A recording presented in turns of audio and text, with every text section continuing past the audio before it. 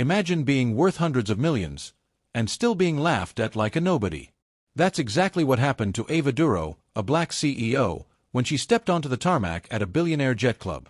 What those arrogant men didn't know is that the jet she was boarding wasn't rented, it was hers. What happens next? Let's just say it cost them $770 million. The desert heat rippled on the horizon as Ava Durowe stepped out of her black Range Rover at Westwind Jet Terminal in Scottsdale, Arizona. The sun was merciless, but she didn't sweat, not because of the temperature, but because she'd done this 100 times before. What she wasn't prepared for was the humiliation waiting at Hangar 5. Ava adjusted her pearl earring, checked her phone for the final schedule on the Navitec acquisition, and exhaled. This deal was 3 years in the making. $770 million.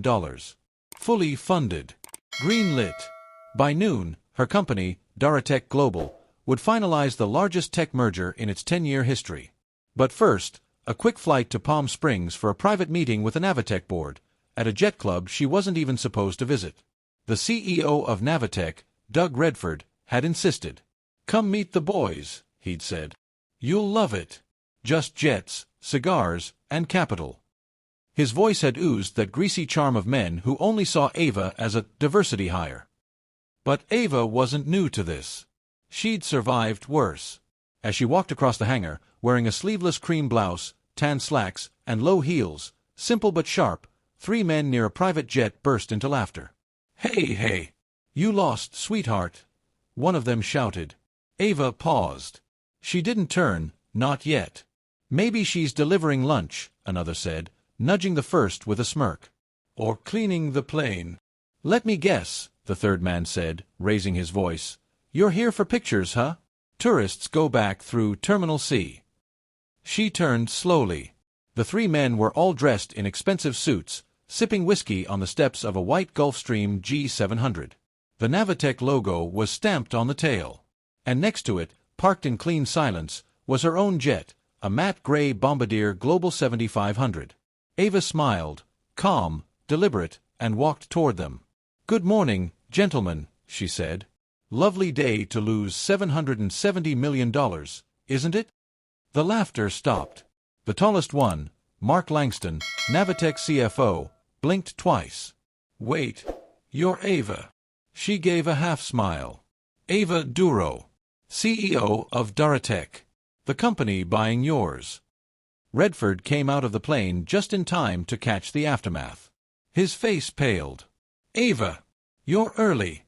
"They didn't mean." "They never do," she interrupted, turning toward her own jet. "I'll wait in my plane." 12 years ago, Ava had been just a 26-year-old software engineer with a dream and $300 in her checking account. She worked 2 jobs, teaching coding at a community center and pulling graveyard shifts at a startup where no one remembered her name. She still remembered that day vividly. A white manager had once mistaken her for the office cleaner and handed her a trash bag. "Conference room's a mess," he'd said. She had smiled back and said, "And your entire back-end code's insecure. Want help with that too?" She had grit and fire, and she knew one thing: she was building something bigger. Fast forward to now. Ava Durowe had turned her AI security startup into a tech empire. She employed 9,000 people across 3 continents.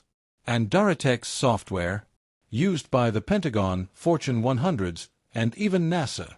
But none of that stopped the mocking stares at jet clubs. The patronizing emails.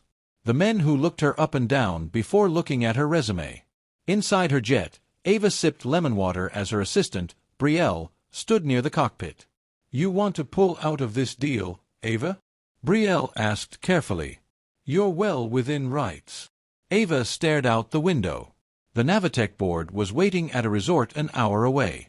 But something inside her burned. "I want to look these men in the eye," she said. "I want them to know what they just threw away." The room was sleek, modern, and full of testosterone. 8 board members sat around a glossy marble table. Doug Redford stood to greet her like nothing had happened. "Ava, let's not let a little morning misunderstanding ruin." "Doug," she cut in, "I won't take long."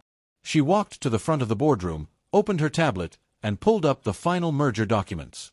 Durowe has reviewed all assets, liabilities, and patents.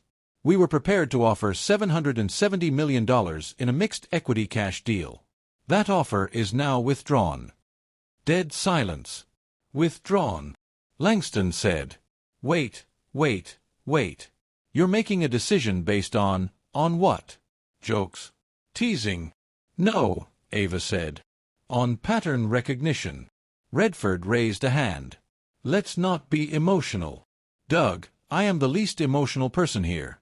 I'm strategic. I see cultures that poison organizations. Disrespect and arrogance at the top spreads like rot. I will not tie my company's future to a leadership team that laughs at the very woman holding the pen."